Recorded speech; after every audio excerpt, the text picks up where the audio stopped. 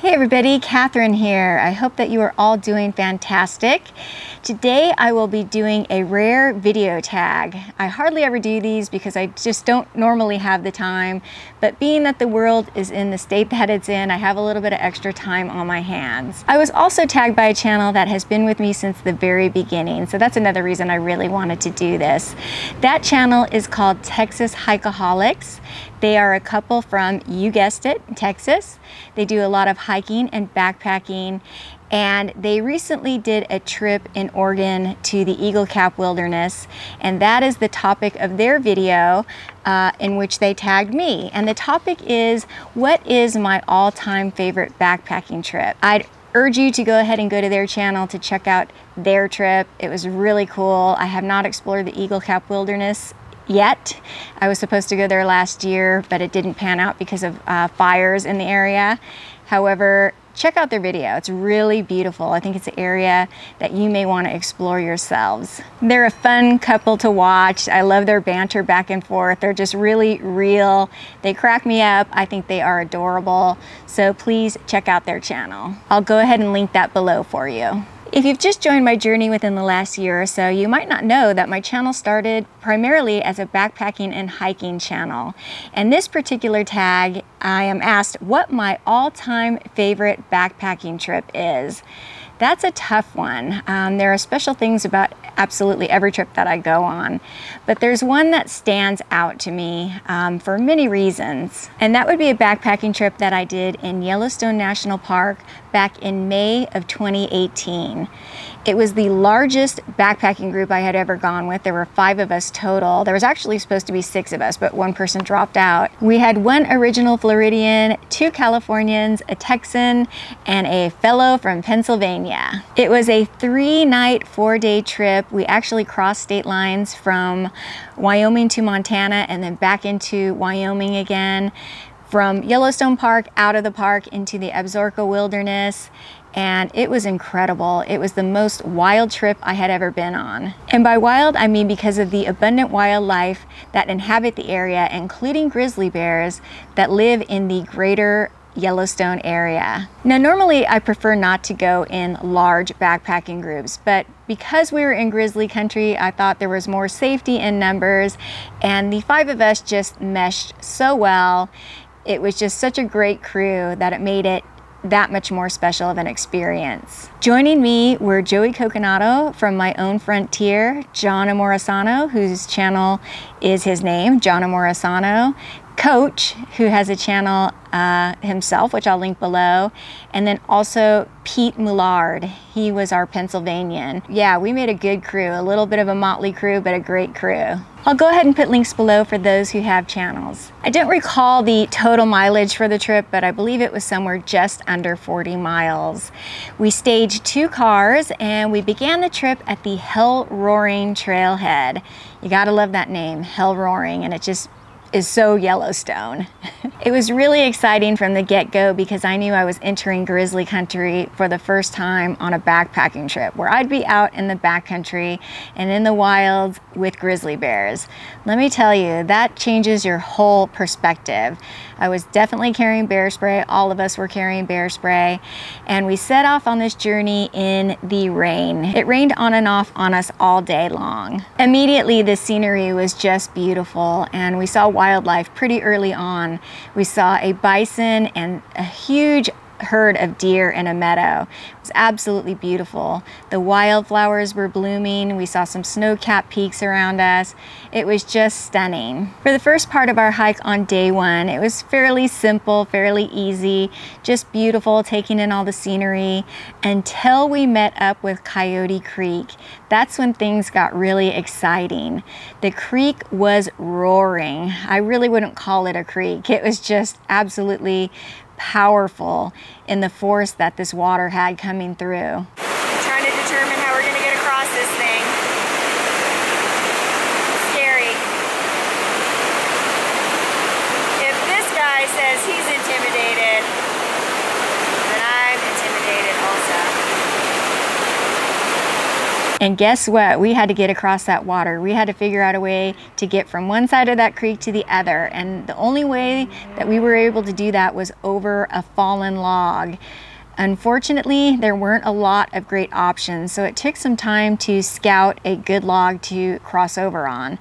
It was going to be a challenge for sure. It was hit and miss finding an acceptable log and took several tries on several different logs until we did find one that was acceptable. It took a lot of teamwork, and the plan was to pass all of our packs across in kind of an assembly line to the other side of the log, and then each one of us take turns heading over. So we formed a line. I believe it was Coach and John and Pete. Someone got on the other end, a couple were on the log, and we passed packs all the way over until lastly Joey and I crossed the log together. It was definitely one of the more exciting moments of the trip. My adrenaline was pumping. It was exciting.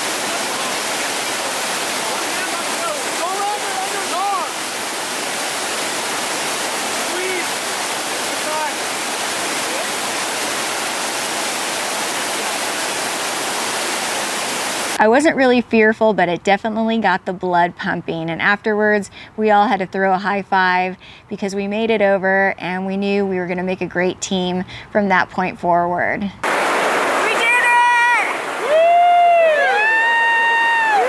Teamwork, teamwork! I knew at that moment this was going to be a great trip. We were making our way to backcountry campsite 2C2, and you do have to stay in designated campsites there inside the park, within the park boundaries. Almost immediately after we crossed the creek, we started seeing sign of grizzly. We saw prints, we saw digging, we saw some scat, and that of course kicked things up another level of excitement. This was more of an adrenaline sort of excitement and attention, but it was awesome. I knew I definitely wanted to stick close to the group at this point and didn't want to straggle. I sort of sandwiched myself in between all the guys so that I would feel a little bit safer. I haven't really addressed the fact that this is my first time in Grizzly Country, and now we are seeing grizzly bear tracks, which we hadn't seen so far at all today. It's interesting because it's right around the time that we crossed that creek. I figured the grizzly would pluck off the guy at the front of the line or the end of the line before it got to me, so it felt pretty safe. We finally got to camp and there were bones all over the place. There were elk antlers and just random bones. And that's one thing about Yellowstone, there's just random skeletal bones everywhere. Another sign of how wild the place is. Camp was really awesome right alongside Coyote Creek. We were able to have a nice roaring fire. Joey and I had packed in some brats that first night, so we had some brats cooked right over the fire, some great conversation with our comrades, and it was just the end of a pretty epic first day. I think we hiked roughly about 8 miles. On day 2, we had about approximately 10 miles in front of us. We woke up to some elk right behind camp in the meadow, packed up our things, and we knew we'd be crossing over into the Montana border and outside of the park on this day. Once again, we found ourselves in some beautiful meadows with some snow-peaked mountains surrounding us. At the point that we left Wyoming and crossed into Montana, into the Absaroka Beartooth Wilderness, it almost felt as if we really got into some wild country. It just felt more wild for some reason, and that probably could be because we saw a lot more sign of grizzly almost immediately. I dubbed our trail Grizzly Highway because there were tracks going pretty much in both directions almost constantly on the trail. You could just kind of feel that they were right around you. We didn't see any at that point, but you could feel that they could probably see you. Kat, have you ever seen so many grizzly bear tracks? No. What's the excitement level like right now? It's weird. We super high elevated awareness status. My shoulders are so tense right now. The crowd just kind of hushed as we walked through these meadows, and we can see the tracks everywhere, so we know they're right around us. So that's a feeling I have never had before. It's exhilarating and terrifying at the same time. We stumbled across some very fresh tracks and knew that they were very close by. It was definitely a tension-inducing atmosphere. My shoulders felt so tight. I really was hyper aware of everything around me. My eyes were always just darting around.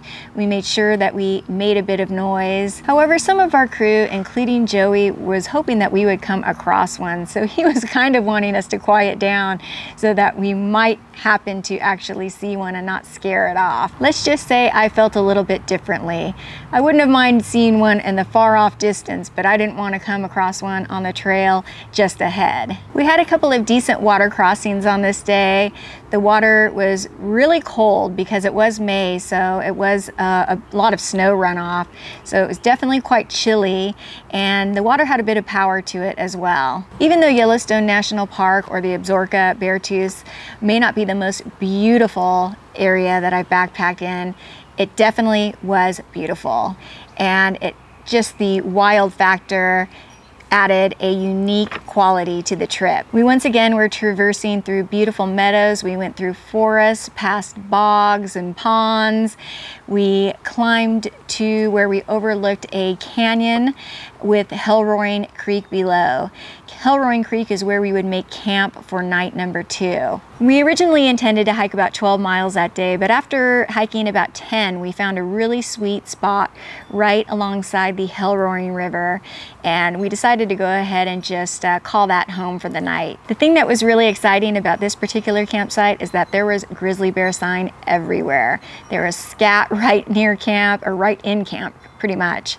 There were prints, and we were pretty certain we might see a grizzly this evening. It was not a very peaceful night of sleep. However, we once again had a beautiful campfire, wonderful conversation around the campfire. That's one thing I loved about this trip, is that we were able to have campfires every night. I don't know about you, but I love having a backcountry campfire whenever possible.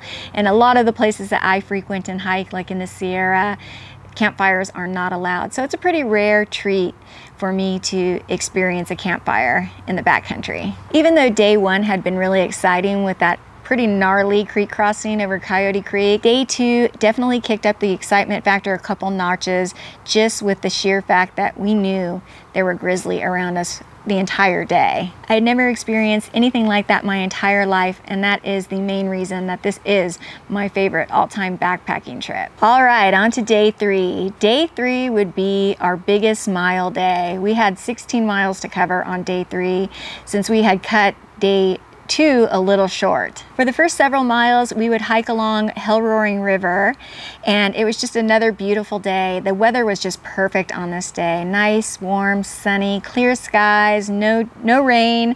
It was absolutely beautiful.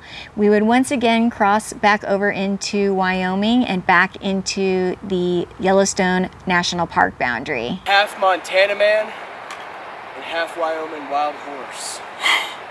We are now entering Wyoming once again. While taking a little snack break alongside Hell-Roaring River, we noticed an elk bed down across the river. We thought she was just bed down. However, when she got up and we kind of spooked her with our presence, she started trying to get away, and we realized that her back legs had, at least one of her hind legs had snapped in half. It was a really sad thing to see. I don't know if she was injured, maybe running from another animal, or, you know, trying to jump something and just, you know, fell weird, or what happened, but it broke my heart. I know that that is a circle of life out there, and there's nothing that you can do. The rangers don't come out there and they don't do anything about it, because that just happens. Unfortunately, we knew she wasn't going to make it, and she would probably end up being a grizzly's dinner. But yeah, it was sad. There's nothing that we could do. However, sometimes they will come and close down the trail in that area, because obviously she's going to attract predators who are going to want an easy easy dinner. So we just kind of made our way out of there as quickly as we could, but I couldn't get her out of my mind that day. We had a lot of miles to cover and it was time to get moving. We traversed through some beautiful terrain on this day. We had a little bit of climbing, some hills, some forests. We went through meadows that had bison. We had some pretty close encounters with bison.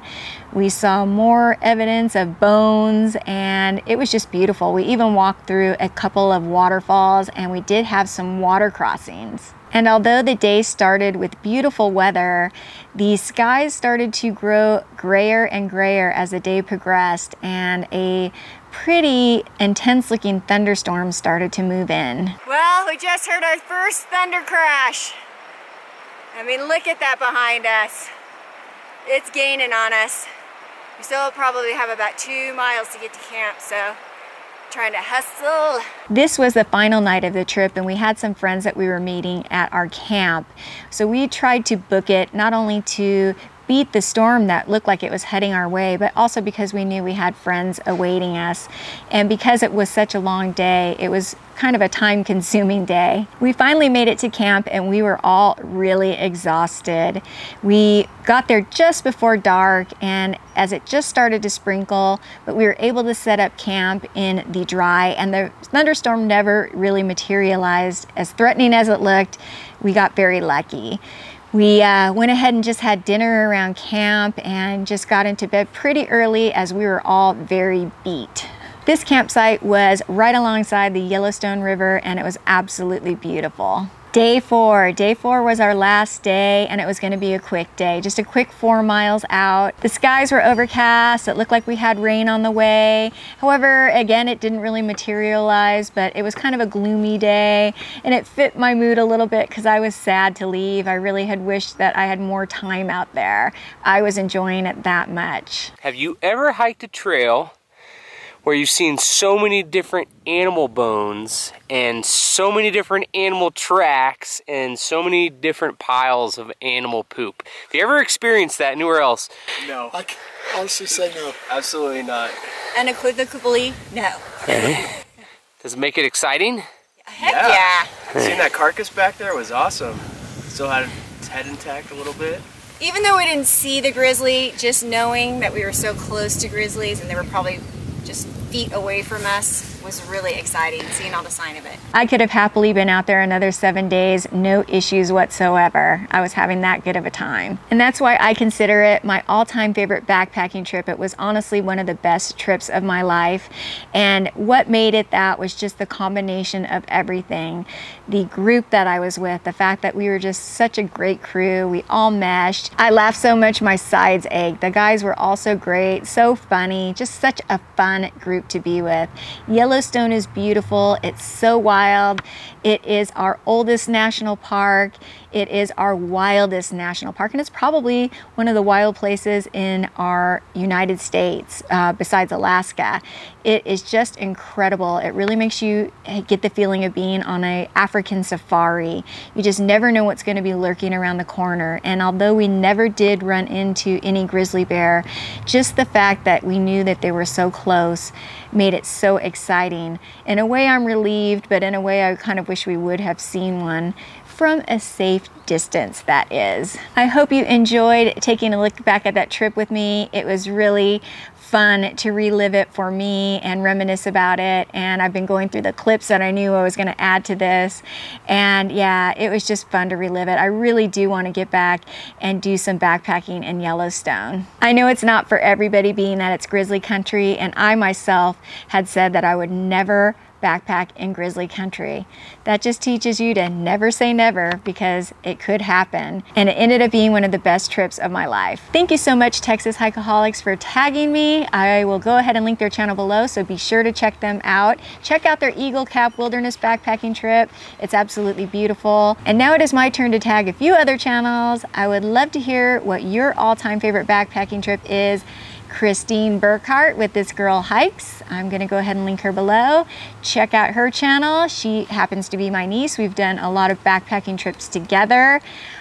She has a great channel. She was actually supposed to be on the PCT currently, but went ahead and canceled her plans due to the COVID-19 virus. I feel for her. You know, we're all having to make sacrifices, but that's a biggie. Anyway, maybe this will keep you busy for a little bit and make you think about some fun past trips you've done. And let's plan for some future ones soon. I'd also like to tag a couple other channels that are smaller, that have been very supportive of my channel over the years. And maybe some of you will go over and take a look at their channels. One of them is Huck Outdoors, Jason Huckabee. I'd love to hear what your favorite backpacking trip is. He does a lot of gear reviews, a lot of little day trips. He does a lot of little historical facts on some of the places that he visits, which I find very interesting. So Jason, you're tagged, Huck Outdoors. And lastly, I'd like to tag Utah Steve. He has a small channel. He's been at this for a very long time. He's super real, super raw. He's not afraid to put himself completely out there. And that's something that I appreciate about his channel. He's raising 2 small boys and takes them out on adventures as often as possible. He mainly hikes in the Utah area, but obviously Utah has a lot of beautiful places. So Steve, let's hear what your all-time favorite backpacking trip is. Thank you so much for watching. I really appreciate it. I hope you all are doing well, staying safe, staying healthy, and I will see you on the next one. Bye-bye.